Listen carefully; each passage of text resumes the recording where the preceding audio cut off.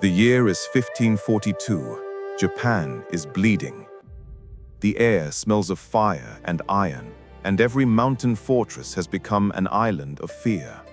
This is the Sengoku Jidai, the age of warring states, when loyalty could change with the wind and survival itself became an art. In this chaos, lords rose and fell with the seasons. The Ashikaga shogunate, once the symbol of imperial order, was collapsing under its own irrelevance. From the ashes, dozens of daimyo carved Japan into warring fragments.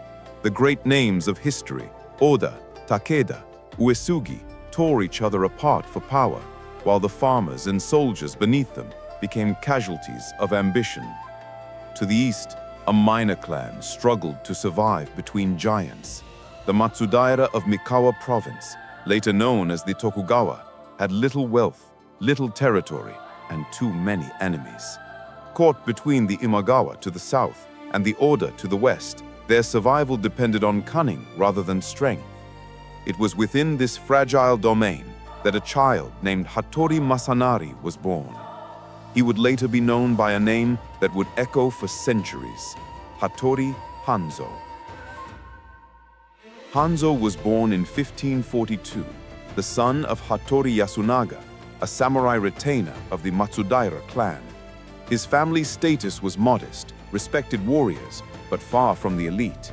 Yet the Hattori line carried something unique, a connection to Iga province, a region known across Japan as the home of men who fought in silence. Iga was unlike any other place. Hidden among the mountains of central Japan, it was a land of isolation, nearly cut off from the central plains by ridges and forests so dense that armies found it impassable. Over centuries, this isolation bred independence. The warriors of Iga governed themselves through a loose confederation of families called the Iga-iki, who developed tactics suited not for open battle, but for survival: infiltration, ambush, deception. To outsiders, they became known as shinobi, the ones who endure unseen. Young Hanzō grew up between these two worlds, the rigid honor of the samurai and the pragmatic secrecy of Iga's warriors. His father trained him in the traditional martial arts of spear and sword, but he also learned the subtler disciplines of endurance, silent movement, terrain manipulation, and information gathering. For Iga warriors, knowing when not to fight was often more valuable than any blade. By the time Hanzō reached adolescence, Japan's chaos had reached his doorstep. In 1556, the Matsudaira domain became a battleground once again, caught in the crossfire between Oda Nobunaga's aggression and Imagawa Yoshimoto's ambitions.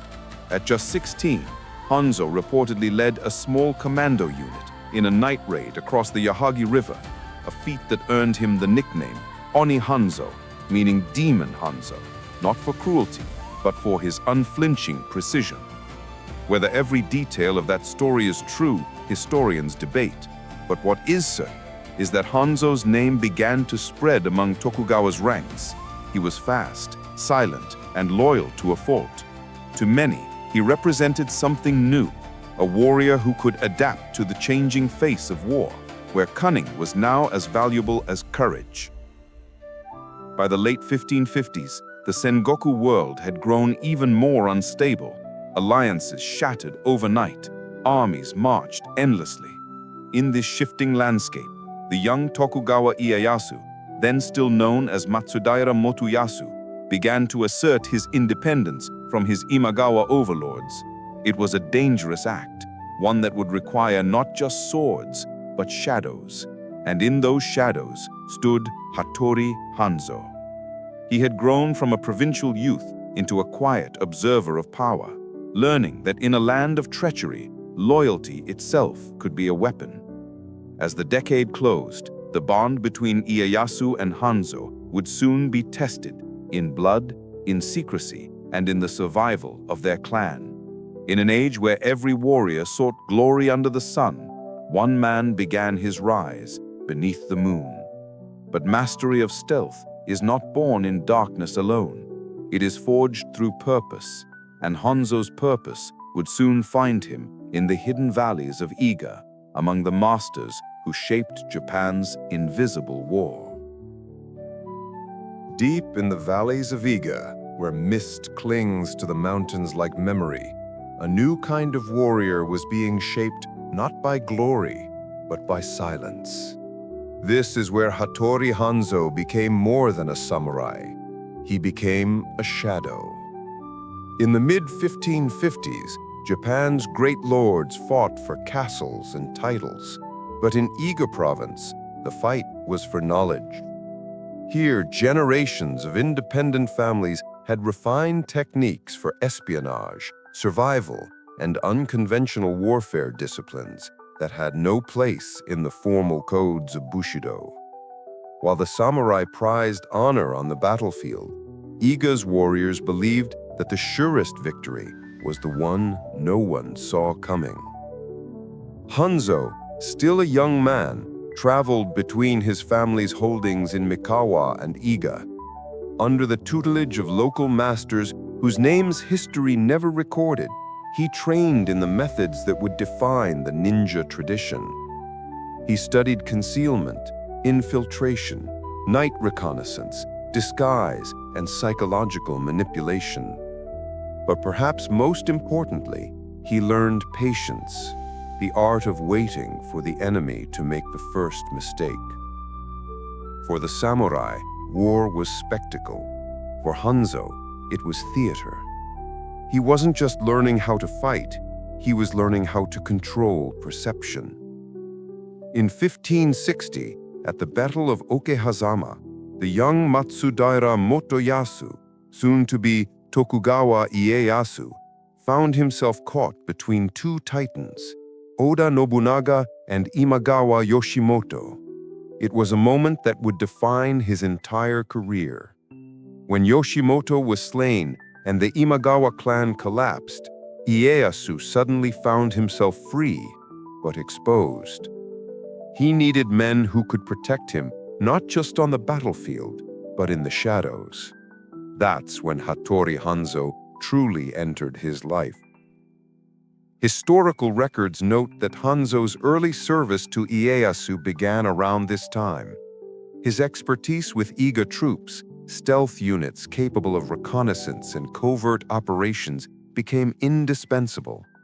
While the great generals fought in the open, Hanzō's men ensured that Ieyasu knew what awaited beyond the next hill, the next village, the next alliance. It was said that during a raid in Mikawa, Hanzō's small force infiltrated an enemy garrison under cover of storm and darkness, creating chaos that allowed Ieyasu's army to strike at dawn. In an era where a single misstep could mean annihilation, such precision was priceless. By the early 1570s, Ieyasu's ambitions were growing, and so was his reliance on Iga. But the province itself was changing. Iga's famed independence had drawn the attention of the great warlord Oda Nobunaga, who saw in their autonomy a threat to his power. Between 1579 and 1581, the Oda army launched a massive invasion, the Tensho Iga Wars, crushing most of the province and scattering its warriors. Hanzō's ancestral homeland burned. The smoke of Iga's destruction was visible for miles, a funeral pyre for centuries of knowledge. For Hanzō, this was personal. The province that had shaped him was gone, but its spirit and its techniques survived through those who escaped. He gathered the remnants of Iga's fallen clans and reorganized them under Tokugawa service. In doing so, he transformed himself from a mere soldier into a commander, the head of a new professional intelligence corps, loyal not to a province, but to a person. He had become the bridge between two worlds, the dying art of the Iga shinobi and the rising ambition of Tokugawa Ieyasu. By his 30s, Hanzō was already being called Oni Hanzō, the demon, but those who served under him knew the truth. His reputation came not from cruelty, but from discipline. He forbade unnecessary killing, demanded silence during operations, and emphasized information over violence. His units were trained to infiltrate enemy lines, gather intelligence, sow misinformation, and disappear without a trace. These weren't assassins from legend. They were early intelligence officers in a time before espionage had a name. And while most samurai dreamed of banners, Hanzō dreamed of influence, of the ability to shape wars before they were fought. To win in a world of swords, he learned to fight with silence. But in 1581, the silence of Iga would be broken. The mountains that had hidden its warriors for centuries would burn, and from that fire, Hanzō's loyalty would be tested in a way no shadow could escape. The smell of smoke carried over the mountains. It wasn't the smoke of war, it was the smoke of erasure. In 1581, the fires of Oda Nobunaga reached Iga province, and Hattori Hanzō's homeland, the birthplace of the ninja, was about to be wiped from the map. For decades, the warriors of Iga had survived by staying invisible. Their independence, their Iki system of self-governance, was tolerated by surrounding lords because it was useful. Iga's agents sold their services to whoever could pay, collecting intelligence, sabotaging supply lines, and conducting the kinds of missions that noble warriors publicly condemned, but privately required. But their secrecy had become too powerful, their autonomy too visible. By the late 1570s, Oda Nobunaga, the most dominant warlord in Japan, was determined to crush every pocket of defiance, and the Iga, fiercely independent and strategically located, were next. In 1579, his son, Nobukatsu, launched an invasion. It failed disastrously. The Iga, united for once, destroyed his army in ambushes and traps, but the victory sealed their fate. 2 years later, Nobunaga returned, this time with the full weight of his power. Tens of thousands of soldiers marched into Iga, armed with arquebuses, fire arrows, and ruthless orders. The mountains that had once protected the province became a death trap. Historical accounts describe the destruction as near total. Villages burned, temples were looted, whole families were executed. The surviving Iga warriors, the so-called shinobi, were hunted down or forced to flee into the forests. Nobunaga's purge was not a battle, it was an extermination. Among those watching the tragedy unfold was Hattori Hanzō, who by then was serving Tokugawa Ieyasu in Mikawa. His ancestral homeland was being obliterated. Many of his teachers, comrades, and even relatives perished in the assault. To Hanzō, the loss was not just personal, it was the end of an era. The invisible world he had come from was dying in daylight. But the lesson of Iga was the same as it had always been: adapt or vanish. The survivors scattered to Koga, Mikawa, and even as far as Edo. Hanzō used his position within the Tokugawa clan to shelter and reorganize the remaining Iga refugees. What had once been an independent federation now became an elite, loyal intelligence force under one banner, the Tokugawa banner. From the ashes of Iga, Hanzō began rebuilding. He gathered Iga and Koga specialists, creating what would become one of the earliest organized espionage and counterintelligence networks in Japanese history. These were not mythical assassins in black, but disciplined scouts, messengers, and saboteurs, the forerunners of state intelligence. In exchange for their loyalty, Hanzō offered them protection, pay, and a purpose to ensure that the fall of Iga would never be repeated.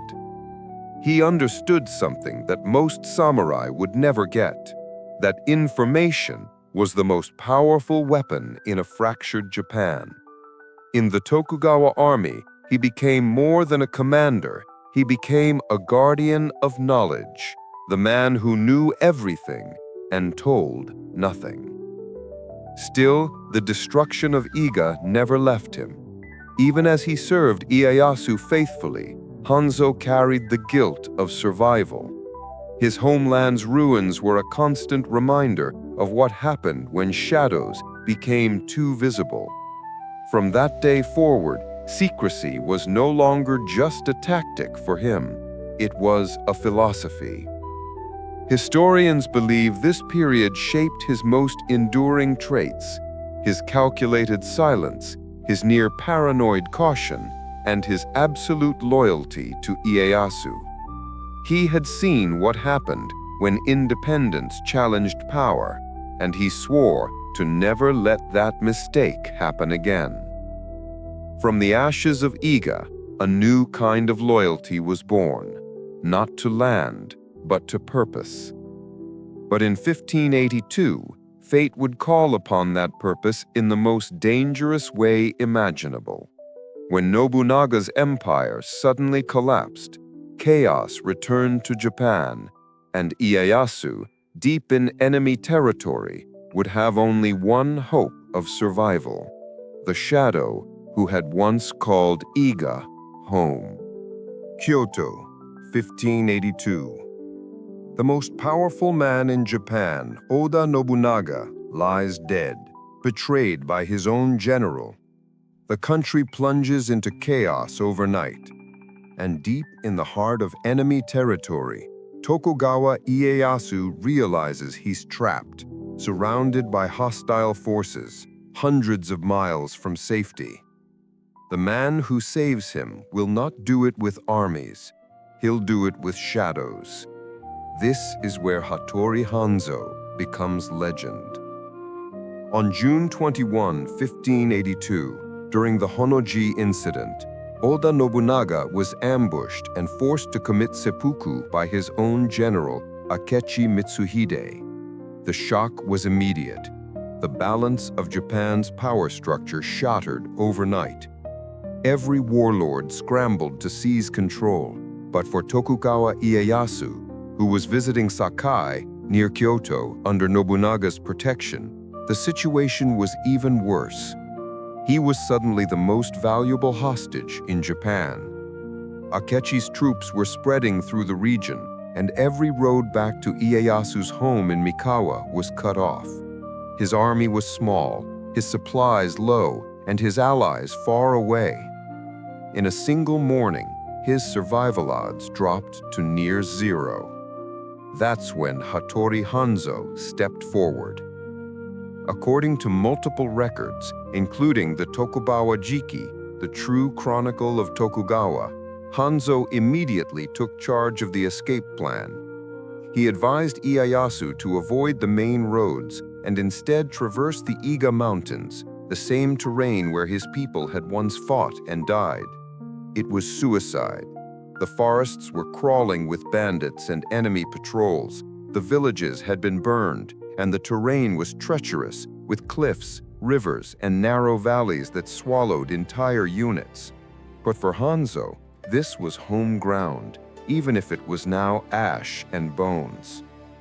As they entered the ruined province, Ieyasu saw firsthand what Hanzō had lost: villages reduced to blackened stumps, temples torn apart, and the silence of a land stripped of life. And yet, from the shadows, survivors began to appear. Former Iga ninja, men and women who had once fought beside Hanzō, emerged to guide and protect their passage. Despite their suffering, they recognized the man leading Ieyasu and remembered the loyalty he'd shown them years before. They offered food, information, and safe passage through the ghostly ruins of their home. Step by step, Hanzō used his network of spies and survivors to carve a path through enemy lines. They moved by night, hid by day, and used coded signals and mountain passes that only the Iga shinobi knew.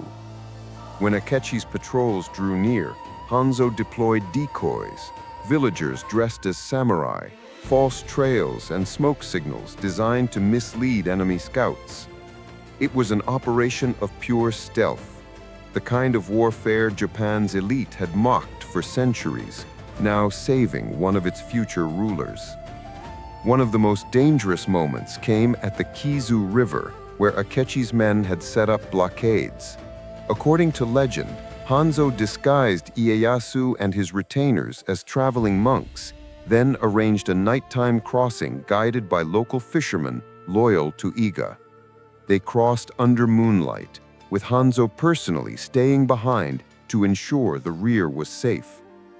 It was said that when an enemy patrol appeared, he slipped underwater, holding his breath for minutes before silently dispatching 2 scouts with a short blade, ensuring the rest of the group passed undetected. Whether the story is literal or mythologized, the escape itself is undeniable. By the time Akechi Mitsuhide realized what had happened, Ieyasu and his men were already in safe territory.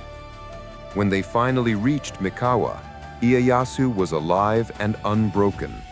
He owed his survival not to fortune, but to a man who had turned stealth into an art of war. From that day forward, Hattori Hanzō became more than just a retainer. He became the Tokugawa clan's guardian shadow, the man whose loyalty had literally preserved the dynasty. Ieyasu rewarded him with command over the Iga and Koga units, formalizing them as the Tokugawa shogunate's intelligence service. These units would later serve as the shogun's personal security and covert operatives, guarding Edo Castle and carrying out surveillance missions across Japan. It's from this system, built by Hanzō after the escape, that the modern image of the ninja truly emerged, not as assassins in black, but as loyal intelligence agents who operated where armies could not. From the ruins of his homeland, Hanzō had turned tragedy into power, forging a new code of loyalty, one rooted not in bloodline or clan, but in duty to the future. But as Japan finally began to unify under Tokugawa rule, the shadow that had built this empire found himself facing a new enemy, not from outside, but from within. The question was no longer how to survive. It was how to stay relevant when the world no longer needed shadows. By 1590, Japan was no longer a battlefield. The fires of the Sengoku age were dying, replaced by the cold stillness of order. For men like Hattori Hanzō, who lived and thrived in chaos, this was the most dangerous time of all. Because when peace arrives, the shadows it once needed begin to fade. After years of shifting alliances and brutal campaigns, Tokugawa Ieyasu emerged as one of Japan's last great daimyos, commanding both respect and fear. Following the Odawara campaign in 1590, Toyotomi Hideyoshi rewarded him with the Kanto region, a vast stretch of land centered around a small fishing village called Edo. Ieyasu immediately began transforming it into a fortified city, the heart of what would one day become Tokyo. At his side stood Hattori Hanzō, now a veteran general and master of intelligence, tasked with securing the region, managing surveillance, and rooting out rebellion. He wasn't just a warrior anymore.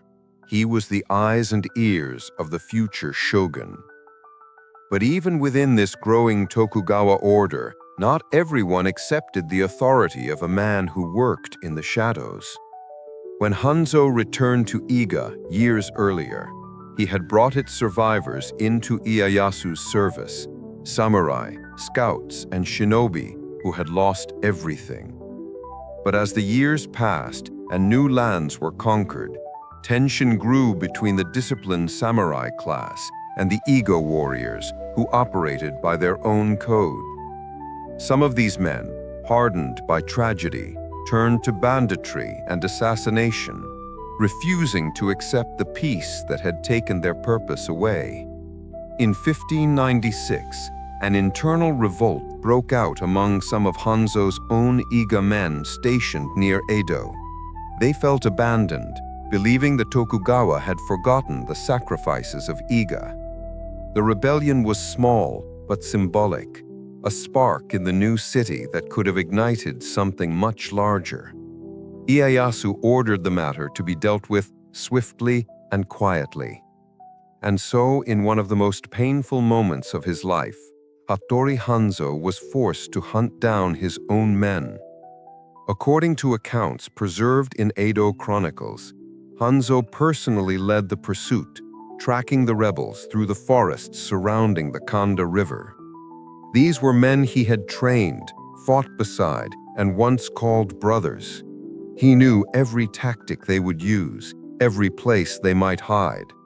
And yet when he finally confronted them, it was not with anger, but with exhaustion. "We fought to build a world where our children would not need to live like us," he is said to have told them. "Do not destroy what we bled to create." But words were not enough. The confrontation turned violent, and Hanzō was forced to do what no warrior of honor ever wishes to do: raise his blade against his own legacy. The rebellion was crushed. Edo's order was preserved. But Hanzō was never the same again. By this time, the line between legend and reality had already begun to blur. Common folk spoke of Hanzō as a supernatural being, a man who could disappear into walls, walk on water, and command spirits. Even samurai whispered that he could kill a man without leaving a wound. The truth was simpler and sadder. Hanzō was a soldier who had outlived his wars. He had fought for loyalty, not glory, for a master who understood that peace was only possible because of men willing to walk through hell to build it. In 1596, at the age of 54, Hattori Hanzō died suddenly, possibly from illness or exhaustion, though some later stories claimed he was assassinated by a rogue ninja seeking revenge. Ieyasu ordered him buried with honors, and the gate leading into Edo Castle's inner grounds was named Hanzōman, Hanzō's Gate, a tribute to the man who had guarded its lord through the storm of history. History remembers kings and conquerors, but the empire they build stands only because of the unseen hands that protected them. Hanzō was one of those hands. Yet even in death, Hattori Hanzō's story did not end. What he left behind would evolve far beyond one man into a legacy of secrecy, loyalty, and discipline that would shape Japan's warrior culture for centuries to come. Long after his death, when Edo had become the beating heart of a new Japan, the name Hattori Hanzō was still whispered, not in fear, but in reverence. He was gone, yet his shadow stretched across centuries. Because in the quiet discipline of the Tokugawa shogunate, in the silent loyalty of its guards, and even in the myths told to frighten children, the ghost of Hanzō still walked the night. When Tokugawa Ieyasu became shogun in 1603, he began constructing a political machine that would rule Japan for more than 250 years. But behind the courtly rituals and peaceful facade was a system of control, surveillance, and silent enforcement modeled directly after Hattori Hanzō's methods. The Iga and Koga shinobi, once fragmented survivors, were reorganized under the Tokugawa banner. They became the Oniwaban, the hidden guards and information agents who reported directly to the shogun. These men patrolled the walls of Edo Castle, infiltrated rival domains, and monitored the daimyo for signs of rebellion. Every secret path, every hidden corridor, every invisible route through Edo's vast castle complex was designed with Hanzo's philosophy in mind: control through invisibility. The famous Hanzo Gate, Hanzomon, still stood as the physical reminder of this doctrine, a threshold between the visible and the unseen, between power and the protection of that power. In the decades following his death, Hanzo's legend grew. Some claimed he was a demon-born child with superhuman speed. Others said he was a monk who had mastered teleportation through spiritual discipline. Artists and playwrights during the Edo period transformed him into a symbol of the perfect warrior, calm, loyal, and invincible. Even his name became generational. Several of his descendants also served the Tokugawa, taking the title Hanzo as an honorific. This created the illusion of immortality, the idea that Hattori Hanzō was not one man, but an eternal guardian spirit of the shogunate. The real Hanzo had become myth, and the myth had become institution. Centuries later, when Japan opened its doors to the modern world, Westerners heard tales of black-clad assassins, throwing stars, and men who vanished in smoke. They called them ninjas. But the historical foundation of that image, the disciplined intelligence networks, the psychological warfare, the loyalty built on silence, came from Hattori Hanzo's reorganization of Iga's survivors under Tokugawa Ieyasu. He had transformed a dying clan of mercenaries into an elite intelligence corps, and in so doing, invented the modern concept of the ninja, a soldier who wins not through brute force, but through precision, stealth, and timing. To this day, his methods are still studied in Japanese martial arts, particularly in ninjutsu and kenjutsu, where the emphasis on adaptability and calm under pressure mirrors the principles Hanzo lived by. In Tokyo today, a subway station bears his name, Hanzomon Station, standing near the very gate where his men once guarded the shogun. His spirit has transcended centuries, appearing in modern films, novels, and games, from Kill Bill to Ninja Gaiden, from Samurai Warriors to Assassin's Creed.